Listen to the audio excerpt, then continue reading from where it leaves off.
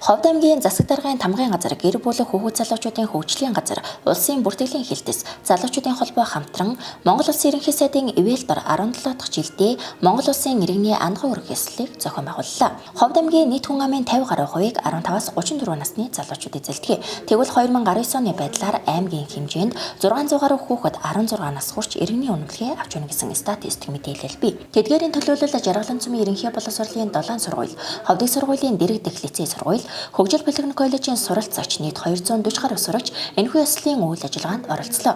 Тэд төр улс хууль ёсыг эрхэмлэн дээдэлсэн эрдэм боловсролтой хүнлэг инрэнгүй журамт иргэн байхад тунхаглаж нэгэн зэрэг андгаа өргөсөн бөгөөд шилдэг 20 гаруй хүүхэд иргэний үнэмлэгээ аймгийн удирдлага болон холбогдох байгууллагын төлөөллүүдээс хүндэтгэлтэйгээр гардан авсан юм а.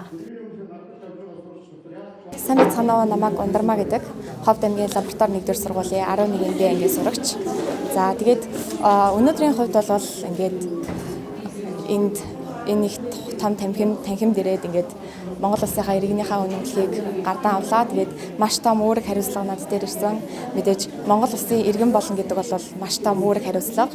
Цаашдаа ч гэсэн Монгол Улсынхаа төлөө одоо бүхэл сайн сайхан ирээдүй тэгээд бүхэл аз жаргалтай байхын төлөө хичээх болно. Тэгээд бас ингээд яг өнөөдөр ингээд Монгол Улсынхаа иргэн болсондоо маш их баяртай байна. Миний би маш олон хүүхдүүд 16 настангууд маань иргэний андган өрх ёслолд оролцож иргэний үнэлгээг гардаж явлаа. Тэгээд өнөөдөр бид нар маш их хичээл номдоо хичээл зүтгэлтэй байж амжилт гаргаад цаашдаа эх орондоо бодиттой хувь нэмэр оруулахын төлөө одоо хичээж хөдөлмөрлөх болно. Монгол Улсын иргэний андгаа гэдэг нь хүүхдүүдэд эх орныхоо үүрэг хариуцлагыг хүлээлгэх эх орны иргэн болсон.